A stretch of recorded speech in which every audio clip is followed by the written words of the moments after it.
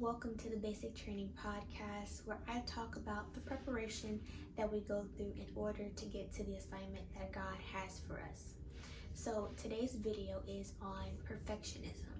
Now, I have to admit that I was struggling with this week because I was trying to wait for the perfect timing, the perfect setup, the perfect lighting, and just trying to be perfect. And that's not what God was asking of me to do. He was asking me to, record this video and post it because there's somebody else that's dealing with this and it needs whatever I have that He put in me. And so something that I kind of thought about is that there are two sides of perfectionism. So you have the world standards of perfectionism, and then you have Christ's perfection, right? So the world standard is if you don't meet these expectations, or let's say you meet the expectation, but now there's a higher level or a higher standard that you have to go through in order to be considered, good enough. But then you have Christ perfectionism or perfection, which is in Matthew 5 verse 48, it says, "Be ye therefore perfect, even as your Father which is in heaven is perfect." So we can strive to be perfect, but we're not going to be until we get to heaven. But what He's asking us in this scripture is to exhibit His characteristics, His thinking, what He would do or what He would have us to do. That's what He means when He says, "Be ye therefore perfect." We are created in His image and in His likeness, so we should be the bearers of His characteristics. So perfectionism is really a hoax. It's the enemy's way of trying to get us off target, off task, and to always strive for more or something greater.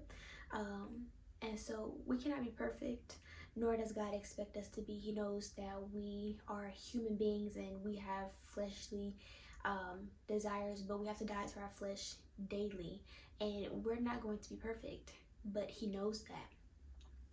So the definition of perfectionism is a position to regard anything short of perfectionism as unacceptable.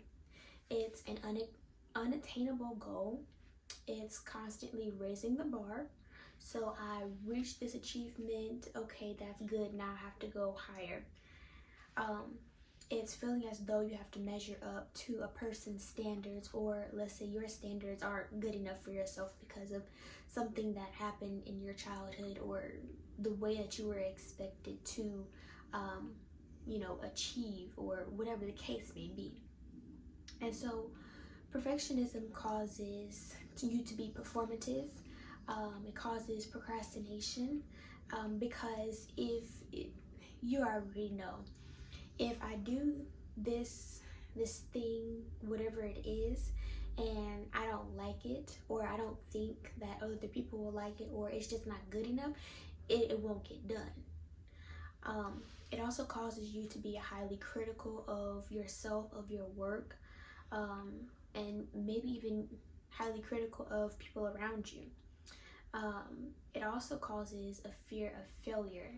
So perfectionism makes you want to strive for more, but if I fail, I'm not good enough. Or if I fail, I won't have another chance to do this thing over. It also causes burnout and exhaustion because you're always, again, striving for more. And nothing's wrong with striving for more. It's when you have when your striving becomes an idol, and you're doing it for the wrong reasons. So it also leads to stress, discontentment, frustration, anxiety, and low self-esteem. And nothing good comes from perfectionism, as we can clearly see. Stress, frustration, anxiety, like, who wants that? So one example in the Bible of perfectionism is the story of Mary and Martha. In Luke 10, verses 40 through 41, it says, "But Martha was distracted by all the preparations that had to be made. She came to him and asked, 'Lord, don't you care that my sister has left me to do the work by myself? Tell her to help me.' 'Martha, Martha,' the Lord answered, 'you are worried and upset about many things.'" So we're going to break that part down first. So it says that Martha was distracted because she's trying to prepare everything, make everything look perfect, make everything look nice and neat for Jesus and the disciples. And so she goes to the Lord and she's like, "Sir, don't you care that my sister is not in here doing the work with me? And basically tell her to help me." Because Jesus is, he the top dog. He can tell anybody to do just about anything. Now, whether or not they're going to listen, that's a whole other story. So he responds, "Martha, Martha, you're worried and upset about many things." Basically, you're upset and worried about the wrong thing. And then Luke 10, verse 42, it says, "But few things are needed, or indeed only one. Mary has chosen what is better, and it will not be taken away from her." So it says, few things are needed, or indeed only one. Jesus is the only one that is needed.